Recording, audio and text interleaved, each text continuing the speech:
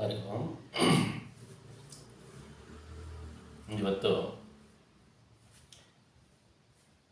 ಹೆಂಗಸರಲ್ಲಿ ಕಾಡ್ತಾ ಇರುವಂತಹ ತುಂಬ ತುಂಬ ಕೆಟ್ಟ ಪ್ರಾಬ್ಲಮ್ ಅಂದರೆ PCOD, PCOS ಇವೆಲ್ಲ. ಅಂದರೆ ಮುಟ್ಟಿನ ಸಮಸ್ಯೆಗಳಾಗಿರ್ಬೋದು, ಗರ್ಭಕೋಶದ ಸಮಸ್ಯೆಗಳು, ಗರ್ಭಕೋಶದಲ್ಲಿ ಗಡ್ಡೆಗಳು ತುಂಬ ಪ್ರಾಬ್ಲಮ್ ಕೊಡ್ತಾ ಇದ್ದಾವೆ. ಇವಕ್ಕೆ 100% ಪರಿಹಾರ ಸಿಗುತ್ತೆ. ಆದರೆ ನಾನು ಹೇಳಿದಾಗೆ ಫಸ್ಟ್ 15 ಡೇಸ್ ಒಂದು ಡಯಟ್ ಇರುತ್ತೆ, ಅದರ ಜೊತೆಗೆ ಯೋಗ ಪ್ರಾಣಾಯಾಮ ಇರುತ್ತೆ, ಯೋಗಗಳು ಮಾಡಬೇಕಾಗ್ತದೆ. ಅದಕ್ಕೆ ಸಂಬಂಧಪಟ್ಟ ಯೋಗಗಳು ಮತ್ತು ಕೆಲವು ಮಧ್ಯ ನಿಮಗೆ ರೆಮಿಡಿ ಹೇಳ್ಕೊಡ್ತೀನಿ. ಅವನ್ನಂತೂ ಕಂಪಲ್ಸರಿ ಮಾಡಲೇಬೇಕು.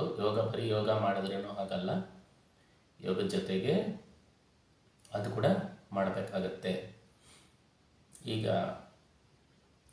ನಾನು ಹೇಳ್ತಾ ಇದ್ದೀನಿ, ನಿಮಗೆ 100% ನಿಮಗೆ ಬೆನಿಫಿಟ್ ಸಿಗುತ್ತೆ. 100ಗೆ 100% ನೀವು ಮಾಡಿ 15 ಡೇಸ್ ಆದಮೇಲೆ ನನ್ನದ್ರಲ್ಲಿ ಕಾಮೆಂಟ್ಸ್ ಬೇಕಾದರೆ ಮಾಡ್ಬೋದು ನೀವು. ಆಮೇಲೆ ನಿಮಗೆ ಇನ್ನೊಂದು ರೆಮಿಡಿ ಹೇಳ್ಕೊಡ್ತೀನಿ. ಈಗ ಸದ್ಯಕ್ಕೆ PCODಗೆ 100% ಬೆನಿಫಿಟ್ 1 ಮಂತಲ್ಲಿ ಅಥವಾ 15 ಡೇಸಲ್ಲಿ ನಿಮಗೆ ರಿಸಲ್ಟ್ ಸಿಗೋಕ್ಕೆ ಸ್ಟಾರ್ಟ್ ಆಗುತ್ತೆ. 1 ಮಂತಿಂದ 3 ಮಂತ್ಸ್ ಒಳಗಡೆ ಪೂರ್ತಿ ಕ್ಯೂರ್ ಮಾಡ್ಕೋಬೋದು. ನಾನು ಹೇಳ್ದಂಗೆ ನೀವು ಮಾಡಿದ್ರೆ 100% ನೀವು ಫಾಲೋ ಮಾಡಿದ್ರೆ. ಓಕೆನಾ? ಈಗ ಮಾಡೋಣ. ಫಸ್ಟು ಎಕ್ಸಸೈಸ್ಗಳು. ಏನು ಎಕ್ಸಸೈಸ್ ಇದೆ ಮತ್ತು ಅದರ ಜೊತೆಗೆ ಮುದ್ರೆಗಳು ಇರುತ್ತೆ. ಎಕ್ಸಸೈಸು ಮತ್ತು ಮುದ್ರೆಗಳು ಎರಡು ಇರುತ್ತೆ. ಎರಡನ್ನ ನೀವು ಕಂಪಲ್ಸರಿ ಮಾಡ್ಕೊಂಡು ಹೋಗಬೇಕು. ಈಗ ಫಸ್ಟ್ ಎಕ್ಸಸೈಸ್ ಮಾಡೋಕ್ಕೆ ಮುಂಚೆ ಲೂಸ್ನಿಂಗ್ ಎಕ್ಸಸೈಸಸ್. ಯಾಕಂದರೆ ನಮ್ಮ ಎಲ್ಲ ಮಾಂಸಖಂಡಗಳು ಟೈಟಾಗಿರ್ತವೆ. ಟೈಟಾಗಿದ್ದಾಗ ನಾವು ಏಕ್ದಮ್ ಯೋಗ ಇದಕ್ಕೆ ಹೋಗಿದ್ರೆ, ಯೋಗಾಸನಗಳು ಮಾಡೋಕ್ಕೆ ಹೋದರೆ ಹಿಡ್ಕೊಬಿಡ್ತವೆ. ಹಿಡ್ಕೊಂಡು ನೋವಾಗುತ್ತೆ. ಆಮೇಲೆ ಮಸಲ್ಸು ಫ್ರೀ ಇರಲ್ಲ. ಈಗ ನಾವು ಫಸ್ಟ್ ಮಸಲ್ಸ್ನ ಫ್ರೀ ಮಾಡ್ಕೊಳ್ಳೋಕ್ಕೆ ಏನು ಮಾಡಬೇಕು ನೋಡೋಣ. ಫಸ್ಟ್ ಮಾಡೋಣ.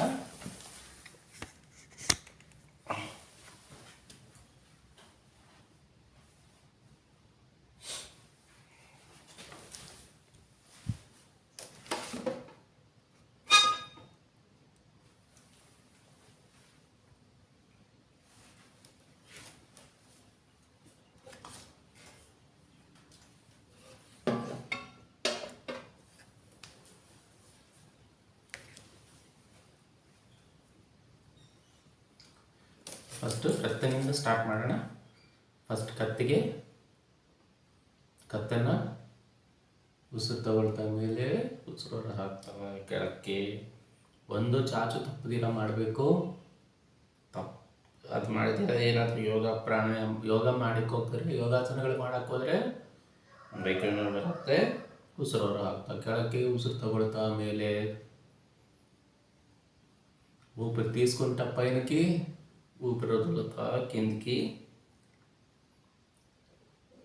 ఎవరికైతే PCOS ప్రాబ్లం ఉన్నాయో వాళ్ళకి ఇది చాలా మంచిది. కాకపోతే ఇది ఫస్ట్ దానికి ప్రిపేర్ అవుతాండేది మాత్రమే. నెక్స్ట్ దాని గురించి చెప్తా. ఫస్ట్ ಯಾಕೆ ಪ್ರಾಬ್ಲಮ್ಸ್ ಬರ್ತಾ ಇದೆ ಅಂದರೆ, ಚಿಕ್ಕ ಮಕ್ಕಳಿಂದಾನೇ ಹೆಣ್ಮಕ್ಳಿಗೆ ಜಂಕ್ ಫುಡ್ಡು ಎಲ್ಲ ಖುಷಿಯಿಂದ ಪ್ರೀತಿಯಿಂದ ಫಾಸ್ಟ್ ಫುಡ್ಗಳು ಇವೆಲ್ಲ ಕೊಡ್ತಾ ಇರ್ತೀವಿ. ಫಾಸ್ಟ್ ಫುಡ್ಡು ಇವು ಚಕ್ರಿ ನಿಪ್ಪಟ್ಟುಗಳು ಅವೆಲ್ಲ ಮುಂಚೆ ಇತ್ತು. ಈಗ ಬರ್ಗರು, ಪಿಜ್ಜಾ ಇವೆಲ್ಲ ಕೊಡ್ತಾ ಇರ್ತೀವಿ. కత్తికి అవన్నీ ఇస్తా వస్తే పిల్లలకి ఈ ప్రాబ్లమ్స్ వస్తుంటాయి. సరిగ్గా లైఫ్ స్టైల్ బాగుండదు. Food main. మంచి ఫుడ్, వెజిటబుల్స్, ఫ్రూట్స్ ఇవి ఇస్తా వస్తే పిల్లలలో పెద్ద అయినాక ఈ ప్రాబ్లమ్స్ రాకుండా ఉంటాయి. ఊపిరి వదులుతా చెవులు ఎత్తుకుని భుజాన్ని టచ్ చేసే ప్రయత్నం చేద్దాం. ఇప్పుడు చేద్దాం. ಈಗ ಮಾಡೋಣ. Neck rotation. ಉಸಿರು ಕೆಳಕ್ಕೆ ಬಿಟ್ಟಾಗ ಕೆಳಕ್ಕೆ ತಲೆ ಬಗ್ಗಿದಾಗ ಉಸಿರು ಹೊರ ಹಾಕ್ತಾ ಇರೋಣ. ಮೇಲೆ ಬಂದಾಗ ಉಸಿರು ತಗೊಳ್ತಾ ಇರೋಣ.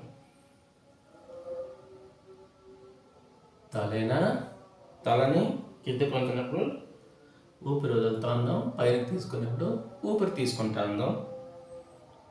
ఊపిరి పక్క ಗಮನಿಸ್ತಾ ఉందాం. ಉಸಿರಾಟದ ಕಡೆ ಗಮನ ಕೊಡ್ತಾ ಇರೋಣ.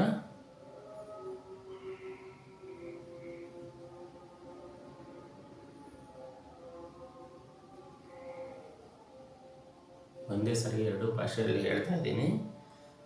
ఒకేసారి 2 భాషలను చెప్తాండా, నిదానంగా చెప్తాండా, అర్థం చేసుకొని చేయండి. మీకు 100% క్యూర్ కాకపోతే అప్పుడు అడగండి. కాకపోతే 3 టిప్స్ ఉంటాయి. 3 నేను ఎప్పుడు చెప్తానో తెలియదు.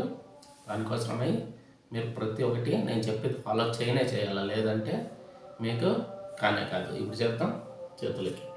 చేతి వేళ్ళకి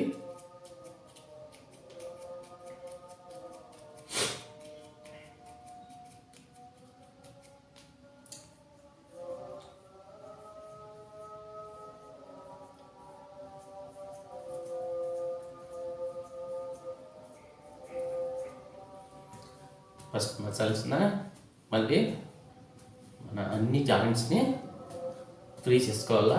లేదంటే ఒకేసారి యోగాసనాలు చేసేకపోతే పట్టుకొనేస్తాయి, నొప్పులు అవుతాయి.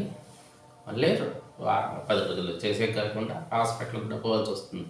అందుకే యాదే ఎక్సర్సైజ్ చెప్పే ముందు ఈ ఎక్సర్సైజ్ని తప్పకుండా చేయాలి. తప్పకుండా చేయండి.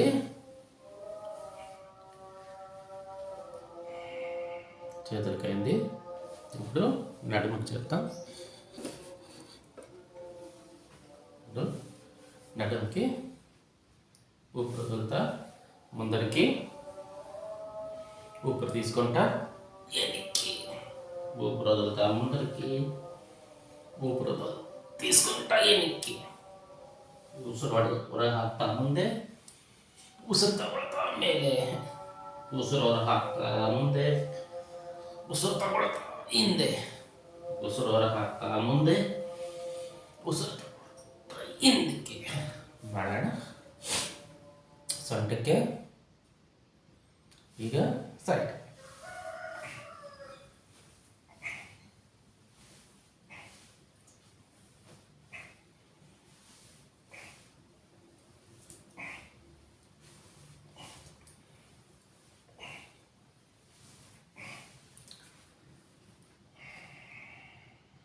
ಉಸಿರಾಟದ ಕಡೆ ಗಮನ ಕೊಡ್ತಾ ಇರಬೇಕು. ಈಗ ಸೊಂಟ ರೊಟೇಷನ್. నడుము తిప్పుతాం. క్లాక్ వైజ్ 10 సార్లు, యాంటీ క్లాక్ వైజ్ 10 ಸಾರ್లు. ಸೈಡ್లో ఉండే ಕೊಲೆಸ್ಟ್ರಾಲ್ ಕರಗಿಯೋದಕ್ಕೆ ಕೂಡ మనకు ವಸ್ತದೆ. ಸೈಡಲ್ಲಿರುವಂಥ ಕೊಲೆಸ್ಟ್ರಾಲ್ ಕರಗಲಿಕ್ಕೂ ಅನುಕೂಲ ಆಗುತ್ತೆ.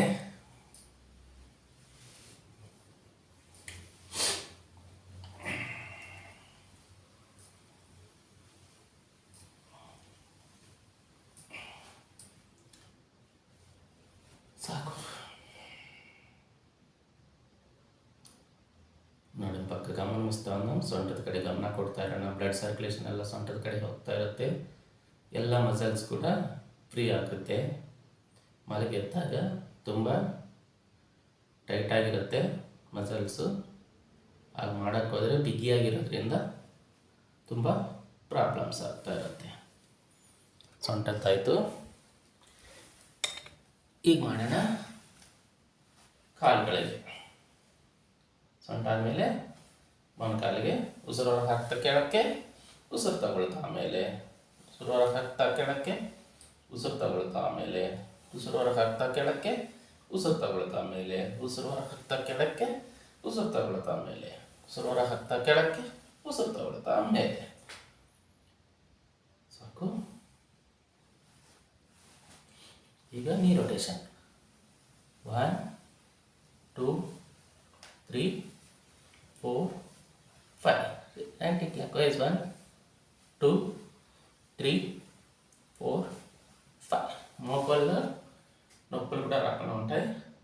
మోకాళ్ళకి ఎక్సర్సైజ్ అవుతూ ఉంటుంది. ಮೊಣಕಾಲು ನೋವು ಊಟ ಬರಲ್ಲ, ಮೊಣಕಾಲಿಗೆ ಎಕ್ಸಸೈಸ್ ಆಗ್ತಾ ಇರುತ್ತೆ. ಲಿಕ್ವಿಡ್ ಇದಾಗಲಿಕ್ಕೆ ಅನುಕೂಲ ಆಗುತ್ತೆ. ಮೊಣಕಾಲು ನೋವು ಕೂಡ ವಾಸಿ ಆಗುತ್ತೆ ಇದ್ರ ಜೊತೆಗೆ. ಹಾಗೆ ಮಾಡೋಣ. ಕಾಲು ಬೆರಳು ಹಾಗೆ పాద రొటేషన్, కాలు బేర్లు మళ్ళీ పాద రొటేషన్ చేద్దాం. పాద rotation clock wise anti clock wise కొంచెం సేపు. ఇప్పుడు ఇంకొక కాలు వేళ్ళు రొటేషన్ యాంటీ క్లాక్ వైజ్. ఇప్పుడు లూజనింగ్ ఎక్సర్సైజ్ అయింది. అన్ని మజిల్స్ అన్నీ మళ్ళీ జాయింట్స్ అన్నీ ఫ్రీగా ఉంటాయి. ఇప్పుడు మీరు ఏమే ఎక్సర్సైజ్ యోగా చేసినా కూడా అంత ప్రాబ్లం రాకుండా, అంత నొప్పి రాకుండా ఉంటుంది. అంతలో ఇది చేయకుండా ఏదో చెప్పినారనేసి మీరు డైరెక్ట్గా యోగాలు చేసేకపోయినారంటే, యోగాసనాలు చేసేకపోతే ప్రాబ్లం అవుతుంది. నొప్పి పట్టుకునేస్తాయి మజిల్స్, మళ్ళీ నరాలన్నీ.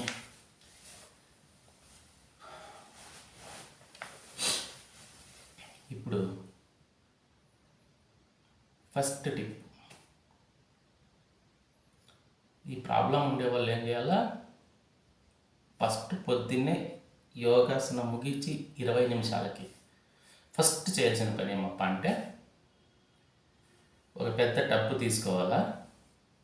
టబ్లో నీళ్ళు పెట్టేసి చూడండి, ఇట్లా కూర్చొని ఇటు వరకు మునిగిండల్లా, ఇది ఇటు వరకు మునిగేట్లుగా ఒక అర్ధ గంట వాటర్లో కూర్చోవాలి. ఫస్ట్ టిప్ ఇది. ఇంకా 2 టిప్స్ ఉన్నాయి, అవి ఏమని మధ్యలో చెప్తా పోతా. వాటికి ఫస్ట్ చేయాల్సింది ఏమంటే, ఇది 100% చేయాలా. ಟಬ್ ಬಾತ್ ಏನು చేయాలి, ಟಬ್ ಬಾತ್ ಮಾಡಲೇಬೇಕು. ಏನು ಮಾಡಬೇಕು, ಇಲ್ಲಿನವರೆಗೂ ನೀರನ್ನು ಬಿಟ್ಟು ಟಬ್ಬಲ್ಲಿ ಕೂತ್ಕೋಬೇಕು. ಅಂತ ದೊಡ್ಡದು ಟಬ್ ತಗೊಳ್ಳಿ. ಟಬ್ ಬಾತ್ ಮಾಡಿ ಅರ್ಧ ಗಂಟೆ ಅಥವಾ 20 ನಿಮಿಷ, 20ರಿಂದ ಅರ್ಧ ಗಂಟೆ ಟಬ್ ಬಾತ್ ಮಾಡಲೇಬೇಕು. PCOS ಪ್ರಾಬ್ಲಮ್ಸು ಕ್ಲಿಯರ್ ಆಗಲಿಕ್ಕೆ 100% ನಾನು ಹೇಳಿದ್ದನ್ನು ಫಾಲೋ ಮಾಡಿದ್ರೇ ನಿಮಗೆ ಕಮ್ಮಿ ಆಗುತ್ತೆ. ಮತ್ತು ಇಲ್ಲಾಂದರೆ ಆಗಲ್ಲ. ಈ ಕೆಲವು ಮುದ್ರೆಗಳಿದೆ, ಯೋಗಾಸನಗಳಿದೆ. ಈಗ ಮಾಡೋಣ. ಫಸ್ಟ್ ಮಾಡೋಣ ಮಲಾಸನ. ఈ ತರ కూర్చోవడం ಮಾಡಬೇಕು. మలాసనం చేద్దాం. చిన్నప్పుడు మనం ఎక్కడ పోయినా కూర్చుంటాంటే, ఇప్పుడు వాళ్ళకి అయితా లేదు. ಚಿಕ್ಕುಡುಗರನ್ನ ಎಲ್ಲೋದ್ರೂ ಚಂಬೆತ್ಕೊಂಡು ಹೋಗಿ ಇದು ಮಾಡ್ತಾ ಇದ್ವಿ. ಆದರೆ ಈಗಿನ ಹುಡುಗರಿಗೆ ಇದು ಗೊತ್ತೂ ಇಲ್ಲ. ಹೋಗೆಲ್ಲ ಇಂಡಿಯನ್ ಟಾಯ್ಲೆಟ್ ಯಾರೂ ಯೂಸ್ ಮಾಡಲ್ಲ, ಆ ಥರ ಆಗೋಗಿದೆ. మలాసన 2ರಿಂದ 3 నిమిష మలాసనం, 2 నుంచి 3 నిమిషాలు చేద్దాం.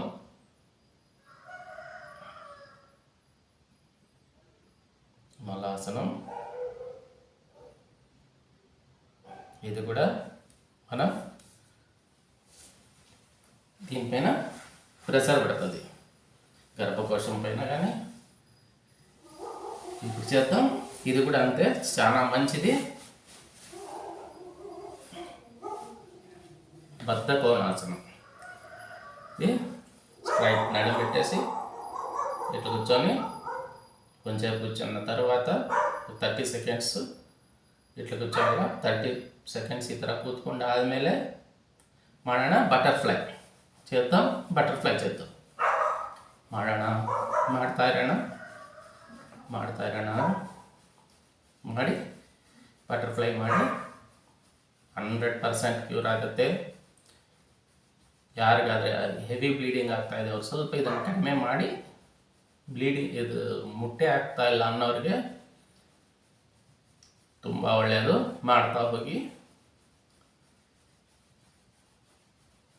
2 ನಿಮಿಷವರೆಗೂ 3 ನಿಮಿಷದವರೆಗೂ ಕೂಡ ಮಾಡ್ಬೋದು. ನಿಮಗೆ ಮುಟ್ಟೆ ಆಗ್ತಾ ಇಲ್ಲ ಡೈರೆಕ್ಟಾಗಿ ಅಂದರೂ ಕೂಡ ನಾನು ಹೇಳಿದ್ದನ್ನು ಮಾಡ್ತಾ ಬಂದರೆ 2 ಮಂತ್ಸಲ್ಲಿ ನಿಮ್ಗೆ ಆಗದೇ ಇದ್ದರೆ ಆವಾಗ ನನಗೆ ಕಾಮೆಂಟ್ಸ್ ಹಾಕಿ. ಅಲ್ಲಿವರೆಗೂ ಏನು ಕೆಟ್ಟ ಕಾಮೆಂಟ್ ಯಾರೂ ಹಾಕಬೇಡಿ. 100% ರಿಸಲ್ಟ್ ನಾನೇ ತುಂಬ ಜನದ ಮೇಲೆ ಪ್ರಯೋಗ ಮಾಡಿ ಹೇಳ್ತಾ ಇದ್ದೀನಿ.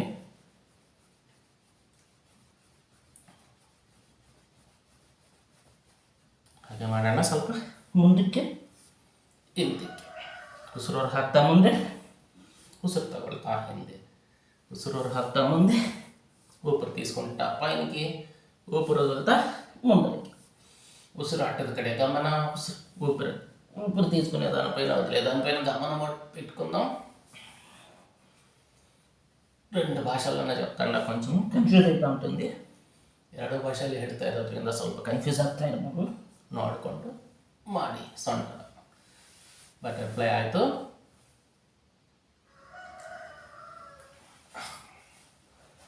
ಸ್ವಲ್ಪ ರಿಲ್ಯಾಕ್ಸ್.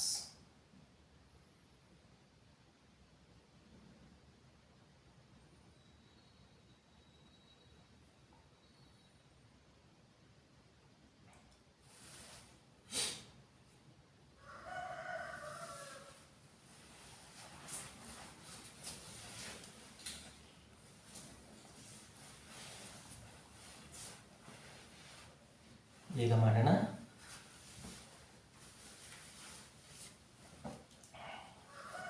ನೌಕಾಸನ. ನೌಕಾಸನ ಕೂಡ ತುಂಬ ಹೆಲ್ಪ್ ಮಾಡುತ್ತೆ ಇದಕ್ಕೆ. ನೌಕಾಸನ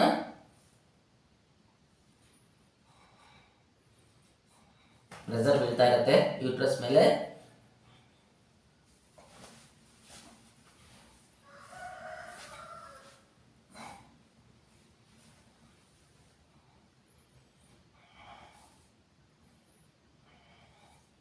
ಎಷ್ಟು ಸಾಧ್ಯನ ನಿಮ್ಗೆ ಅಷ್ಟು ಮಾಡ್ತಾ ಬನ್ನಿ.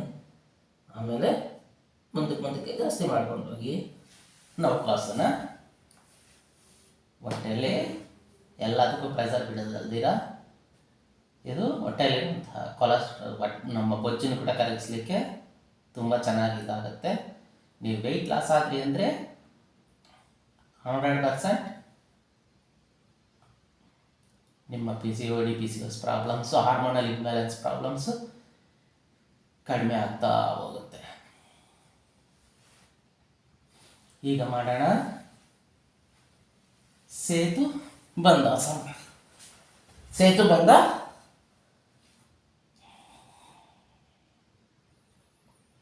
ఇప్పుడు చేద్దాం. సేతు బంధాసనం. దీని జతకి మంచి ఫుడ్ కూడా ఫాలో చేయాల, అది కూడా చెప్తా వస్తా.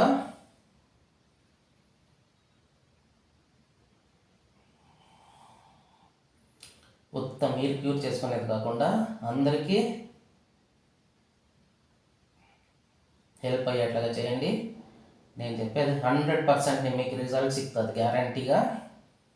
నిదానంగా దించుదాం.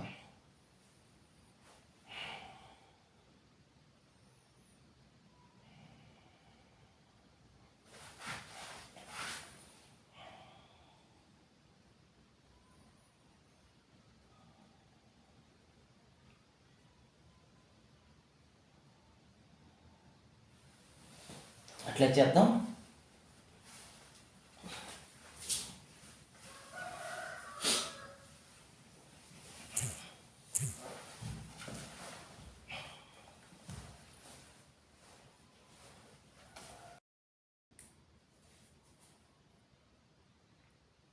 ఇప్పుడు చేద్దాం.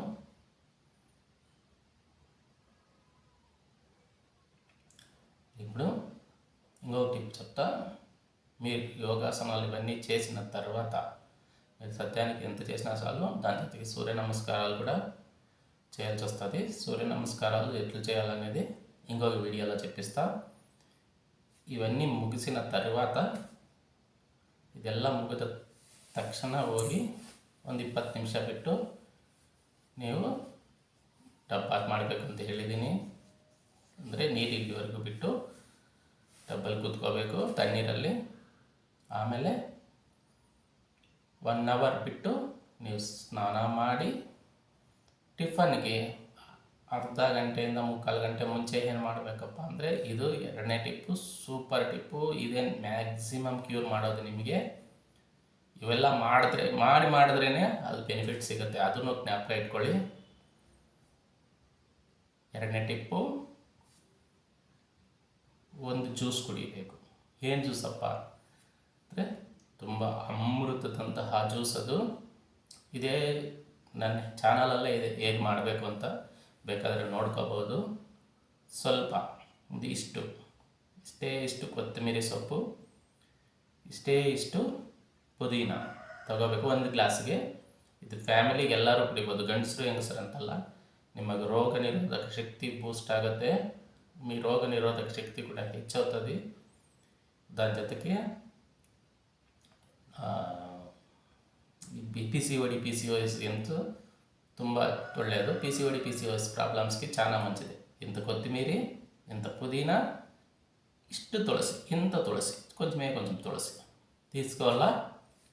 దాన్ని ఒక మిక్సీకి వేసి నీళ్ళు 1 గ్లాస్, మీకు ఎన్ని కావాలని 200 ml 230 ml తాగేస్తే ఇంకా ఆకలన్నీ చేరి 250 ml అవుతుంది.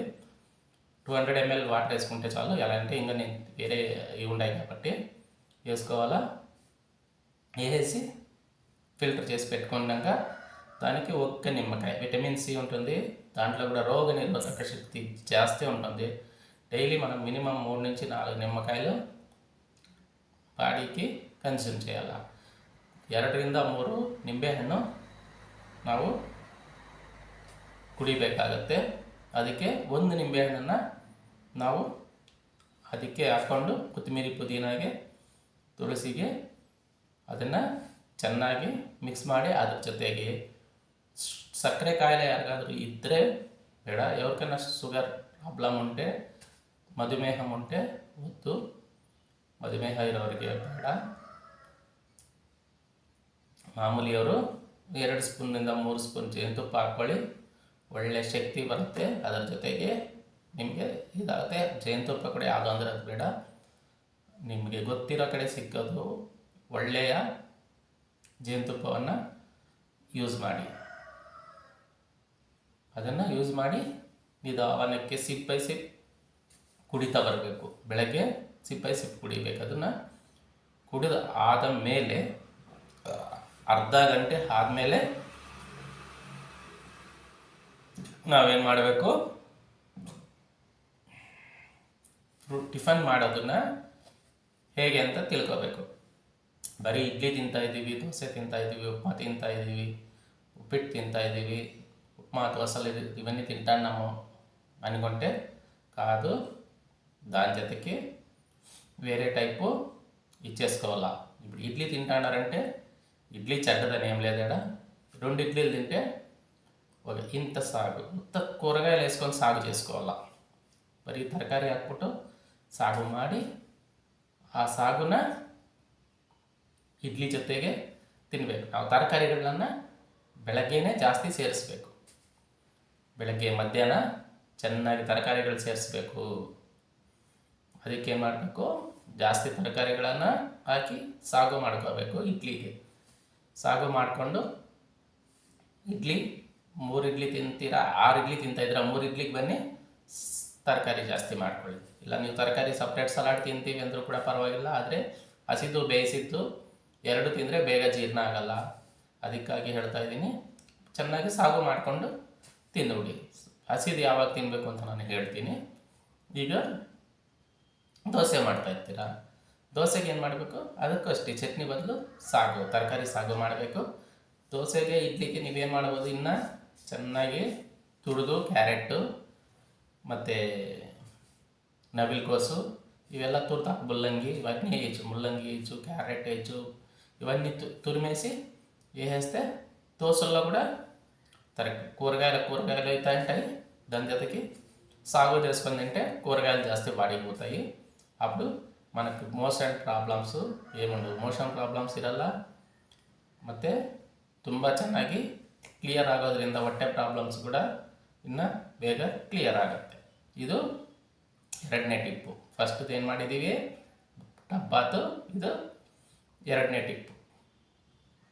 ಈಗ ಅದರ ಜೊತೆಗೆ ಈ ಲೇಡೀಸ್ ಪ್ರಾಬ್ಲಮ್ಸ್ಗೆ 3 ಮುದ್ರೆಗಳಿದ್ದಾವೆ. 2 ಮುದ್ರೆ ಪ್ರಾಬ್ಲಮ್ಸ್ಗೆ, 1 ಮುದ್ರೆ ಆ ಮುದ್ರೆಗಳು ಕೆಲಸ ಮಾಡಲಿಕ್ಕೆ. ಈ 2 ముద్రలు PCOD PCOS ప్రాబ్లమ్స్కి ఇంకొక ముద్ర ఆ ముద్రలు బాగా పనిచేయడానికి మన మనశ్శాంతిగా ఉండేదానికోసం పనిచేస్తాయి. ఫస్ట్ ముద్ర అర్ధగంట చేయాలా. ఇది చూడండి, ఇట్లా బటన్ వేలు పెట్టాలా, మడచల్లా. ఏం లేదు, ఈ చేతిని ఎత్తుకొని పోయి శంఖం ముద్ర చూడండి, శంఖం మాదిరిగా అయిందా ನೋಡಿ, శంఖత్త ఆగితే శంఖ ముద్రే ఇట్టుకుండా కూతుకోవాలి. అಷ್ಟೇ పెట్టేసి మీరు చైర్ పైన కూర్చోవచ్చు, అయినా కళ్ళు మూసుకుని ధ్యానమైనా చేయొచ్చు. కాకపోతే అర్ధగంట, మినిమం అర్ధగంట చేయాలా. చేస్తూ ఉంటే మీ ಹಾರ್ಮೋನಲ್ ಬ್ಯಾಲೆನ್ಸಿಗೆ ಬರುತ್ತೆ. ನಿಮ್ಮ ಹಾರ್ಮೋನಲ್ ಬ್ಯಾಲೆನ್ಸ್ ಆಗುತ್ತೆ. ಆವಾಗ ಹಾರ್ಮೋನಲ್ ಇನ್ಬ್ಯಾಲೆನ್ಸ್ ಇಲ್ಲದೆ ಇರುತ್ತೆ. ಶಂಖಮುದ್ರೆ ಮಾಡೋದು ಇನ್ನೊಂದು ಸರಿ ತೋರಿಸ್ತಾ ಇದ್ದೀನಿ ನೋಡಿ. ಈ ಥರ ಫಸ್ಟ್ ಒಂದು ಬೆರಳು ಮುಚ್ಚಬೇಕು, ಈ ಕೈನ ತಗೊಂಡೋಗಿ ಹೆಬ್ಬೆರಳಿಗೆ ಟಚ್ ಮಾಡಬೇಕಷ್ಟೆ. ಶಂಖಮುದ್ರೆ ತುಂಬ ಒಳ್ಳೆಯ ಮುದ್ರೆ. ಥೈರಾಯ್ಡ್ ಸಮಸ್ಯೆ ಕೂಡ ಕೆಲಸ ಮಾಡುತ್ತೆ. ಅದು ಇನ್ನೊಂದು ಸರಿ ಮಾಡೋಣ. ಈಗ ಬರೀ PCOD PCOSಗೆ ತುಂಬ ಒಳ್ಳೆಯ ಮುದ್ರೆ. ಅರ್ಧ ಗಂಟೆನ 20ರಿಂದ 20 ನಿಮಿಷದಿಂದ ಅರ್ಧ ಗಂಟೆ ನೀವು ಎಷ್ಟು ಮಾಡ್ತೀರಾ ಅಷ್ಟು ಒಳ್ಳೆಯದು. ಫ್ರೀ ಇದ್ದಾಗೆಲ್ಲ ಕೂಡ ಮಾಡ್ಬೋದು, ಆದರೆ ಊಟ ಮಾಡಿ 3-4 ಅವರ್ಸ್ ಆದಮೇಲೆ ಮಾಡಿ. ಶಂಖಮುದ್ರೆ ಹಾಕ್ಬಿಟ್ಟು ಸ್ವಲ್ಪ ಹೊತ್ತು ಧ್ಯಾನಕ್ಕೆ ಕೂತ್ಕೊಳ್ಳಿ, ಅಥವಾ ನಿಮ್ಮ ಇಷ್ಟ. ಇನ್ನು ಆಗೋದೇ ಇಲ್ಲ ಅಂದರೆ ಟಿ ವಿ ನೋಡಿ. మీరు కాలేదంటే టీవీ చూడండి, చైర్ పైన కూర్చొనైనా శంఖముద్ర వేసుకోవచ్చు. అయిందా? శంఖముద్ర అయిన తక్షణమే ఇది PCODకి పర్ఫెక్ట్ అయిన ముద్ర. చూడండి, ఈ ఏళ్ళు దీంట్లో చేర్పించాల. ಯೋನಿ ಮುದ್ರ ಅಂటారు. ಇದನ್ನು ಯೋನಿ ಮುದ್ರೆ ಅಂತಾರೆ. ಇಟ್ಕೊಂಡು ಈ ಥರ ಇಟ್ಕೊಂಡು ಒಂದು 15 ನಿಮಿಷ ಕೂತ್ಕೊಳ್ಬೇಕು. 15ರಿಂದ 20 ನಿಮಿಷ ఎల్లి చేర్పించాల, వేసుకొని కూర్చోవాలి. యోని ముద్రలో 15 నిమిషాలు కూర్చోవాల. దీనికోసమే మీరు ఫ్రీగా ఉండేటప్పుడు యోగా ప్రాణాయామం అయినాక ఖాళీ కడుపుతోనే చేయండి, చాలా మంచి బెనిఫిట్ దొరుకుతుంది. ఇవి అయినాకనే ఇవన్నీ చేసుకుంటా పోండి. మీరు ఇది స్నానం అయినాక ఒక అర్ధగంట ఫ్రీగా ఉంటారు కదా, ಅప్పుడు ಮುದ್ರಲು వేసుకోండి. ಪ್ರಾಬ್ಲಮ್ ಇಲ್ಲ. ಸ್ನಾನ ಆದಮೇಲೆ ಅರ್ಧ ಗಂಟೆ ಫ್ರೀ ಇರ್ತೀರಲ್ವ, ಆವಾಗ ಮುದ್ರೆಗಳು ಹಾಕ್ಕೊಳ್ಳಿ. ಯೋನಿ ಮುದ್ರ, PCOD PCOS ಲೇಡೀಸ್ ಪ್ರಾಬ್ಲಮ್ಸ್ಗೆ, ಮುಟ್ಟಿನ ಸಮಸ್ಯೆಗಳಿಗೆ ಎಲ್ಲದಕ್ಕೂ ತುಂಬ ಒಳ್ಳೆಯದು. ಮುಟ್ಟಿನಲ್ಲಿ ಬರ್ತಾರಂಥ ನೋವು ಕೂಡ ಕಡಿಮೆ ಆಗಲಿಕ್ಕೆ ಇದು ಅನುಕೂಲ ಮಾಡಿಕೊಡುತ್ತೆ. ముట్టినప్పుడు ఇచ్చేంత నొప్పులు కూడా తగ్గడానికి ఇది బాగా పనిచేస్తుంది. యోని ముద్రలో ఒక 15 ನಿಮಿಷాలు ಕೂತ್ಕೊಂಡಾಂ. ಯೋನಿ ಮುದ್ರಲ್ಲಿ 15 ನಿಮಿಷಗಳ ಕಾಲ ಕೂತ್ಕೊಳ್ಳೋಣ. ಈಗ ಯೋನಿ ಮುದ್ರೆ ಆಯಿತು. ఇప్పుడు ಯೋನಿ ముద్ర అయిన తరువాత లాస్ట్లో ఒక 10 మినిట్స్ మీరు ఏదే ముద్రలు చేసినా కూడా 10 మినిట్స్ ప్రాణముద్ర చేస్తే దాని బెనిఫిట్స్ బాడీకి బాగా దొరుకుతాయి. ప్రాణముద్ర ఏం చేయాలా? లాస్ట్ ఏలు ఉంగరమేలు రెండు చేరి మనం పెట్టుకొని, నడుం స్ట్రైట్ పెట్టుకొని, మీ ఇష్టం చైర్ పైన కూర్చుంటారా, కూర్చొని కళ్ళు మూసుకొని ప్రాణముద్రని వేసుకోవాలా. ఇది మనం ఇంత పెద్ద చేసిండే ఎక్సర్సైజ్లు మరియు ముద్రలని మన బాడీకి బాగా అందించడానికి హెల్ప్ చేస్తుంది. మన రోగనిరోధక శక్తి కూడా ಹೆಚ್ಚವడానికి పనిచేస్తుంది. ರೋಗನಿರೋಧಕ ಶಕ್ತಿ ಹೆಚ್ಚಾಗಲಿಕ್ಕೆ ಕೂಡ ಅನುಕೂಲ ಮಾಡಿಕೊಡುತ್ತೆ. ಪ್ರಾಣಮುದ್ರ 10 minutes, 15 minutes ಯೋನಿ ಮುದ್ರ, 20 minutes ಶಂಖ ಮುದ್ರ, 10 minutes ಪ್ರಾಣಮುದ್ರ. ನಿಮಗೆ PCOD PCOS ಪ್ರಾಬ್ಲಮ್ಸ್ 100% ಕ್ಯೂರ್ ಆಗಬೇಕು ಅಂದರೆ ಇದು, ಅದರ ಜೊತೆಗೆ ಒಂದು ಜ್ಯೂಸ್ ಎಳೆದ ಬೆಳಗ್ಗೆದು ಅದು ಕುಡಿಲೇಬೇಕು. ಇಷ್ಟ ಆದಮೇಲೆ ನಿಮಗೆ ಸಾಯಂಕಾಲ ಟೈಮ್ ಸಿಕ್ಕಿದ್ರೆ ಯೋಗಾಸನಗಳ ಬೇಡ, ಇದೇ ಮುದ್ರೆಗಳನ್ನು ಇನ್ನೊಂದು ಸರಿ ರಿಪೀಟ್ ಮಾಡ್ಕೊಳ್ಳಿ, ನಿಮಗೆ ಎಕ್ಸ್ಟ್ರಾ ಬೆನಿಫಿಟ್ ಸಿಗುತ್ತೆ. ಈ ಮುದ್ರೆಗಳ ಆದ ತಕ್ಷಣ ನೀವೇನು ಮಾಡಬೇಕು, ಇನ್ನೊಂದು ಜ್ಯೂಸ್ ಕುಡಿಬೇಕು. ಯಾವಾಗ ಕುಡಿಬೇಕು? ಸಾಯಂಕಾಲ 4:15 ಇನ್ನೊಂದು ಜ್ಯೂಸ್ ಕುಡಿಬೇಕು. ಏನಪ್ಪ ಅದು ಅಂದರೆ ಕರಿಬೇವಿನ ಸೊಪ್ಪು ಇಷ್ಟು ತಗೊಳ್ಳಿ, ಒಂದಿಷ್ಟು ನುಗ್ಗೆ ಸೊಪ್ಪು ತಗೊಳ್ಳಿ, ಕರಿವೇಪಾಕು ಇಂಥ ಮುನಗಾಗಿ ತಿಸ್ಕೊಂಡು దాన్ని రెండింటిని మిక్సీలో వేస్తే అವೆರಡನ್ನ మిక్సీಗೆ ಹಾಕಿ ಚೆನ್ನಾಗಿ ಗ್ರೈಂಡ್ ಮಾಡ್ಕೊಳ್ಳಿ. బాగా గ్రైండ్ చేసుకోండి. దాన్ని ಫಿಲ್ಟರ್ చేసుకోండి. ಅದನ್ನು ಫಿಲ್ಟರ್ ಮಾಡ್ಕೊಳ್ಳಿ. ಫಿಲ್ಟರ್ ಮಾಡಿ ಮತ್ತೆ ಏನು ಮಾಡಬೇಕು, ಇನ್ನೊಂದು ನಿಂಬೆಹಣ್ಣು ಹಾಕಬೇಕು. ವಿಟಮಿನ್ ಸಿ, ರೋಗ ನಿರೋಧಕ ಶಕ್ತಿ ಹೆಚ್ಚಾಗಲಿಕ್ಕೆ, ನೆಗಡಿ ಕೆಮ್ಮು ಏನಿದ್ರೂ ಹೋಗುತ್ತೆ, పడిసం దగ్గు ఏటివి రాకుండా ఉంటాయి. మళ్ళీ దానికి ఒక నిమ్మపండు వేసి 2-3 స్పూన్లు తేనె వేసుకోవాలా. లేదంటే ఏమీ డయాబెటిక్ లేని వాళ్ళు మాత్రమే, ಡಯಾಬಿಟಿಸ್ ಇರೋರು ಮಾತ್ರ. ಮತ್ತು ಜೇನುತುಪ್ಪ 2-3 ಸ್ಪೂನ್ ಹಾಕ್ಕೊಂಡು ಚೆನ್ನಾಗಿ ಸೂಪರ್ ಆಗಿರುತ್ತೆ. ಕಲಿಸ್ಬಿಟ್ಟು ಕುಡೀರಿ. తాగేదానికి చాలా బాగుంటుంది. తాగి చూడండి. మళ్ళీ మధ్యలో ఏం చేయాలప్ప అంటే మీరు 2 to 3 లీటర్స్ వాటర్ తాగాల. ఎప్పుడు భోజనమైన తర్వాత 1 గంటకి 1 గ్లాస్ వాటర్ తాగితే మళ్ళీ ఒక్కొక్క గంటకి 1 గ్లాస్ వాటర్ తాగుతూ ఉండాల. దాని జೊತೆಗೆ నేను చెప్పిన యోగాసనాలు చేసి, నేను చెప్పిన ఇవి కూడా చేస్తే మీకు 100% 15 డేస్లోనే ఎంతో రిలాక్స్ సిక్కుతుంది. మీకే తెలిసిపోతుంది, ఓ ఇది 100% క్యూర్ అవుతుంది అని. మీరు తప్పకుండా చేస్తారని ఆశిస్తూ, నా ఛానల్ని మీకు ఇష్టమైతే 100% బెనిఫిట్ చిక్కుతుంది అనే ఒక నమ్మకం వచ్చినాకైనా సరే, లేదు మీకు నమ్మకం ఉంటే దయచేసి లైక్ చేయండి, సబ్స్క్రైబ్ చేసుకోండి. ఇంకా వేలాది మందికి ఇది 100% వర్కౌట్ అవుతుంది, షేర్ చేస్తారని ನಮ್ಮದು. నా మీద నమ్మకం పెట్టి మీరు చేయండి. ನನ್ನ ಮೇಲೆ ನಂಬಿಕೆ ಇಟ್ಟು ಮಾಡಿ. ನಿಮಗೆ 100% ಬೆನಿಫಿಟ್ ಸಿಕ್ಕಿದೆ ಇದ್ದರೆ ಆಮೇಲೆ ಕಾಮೆಂಟ್ ಹಾಕಿ. ಹರಿ ಓಂ.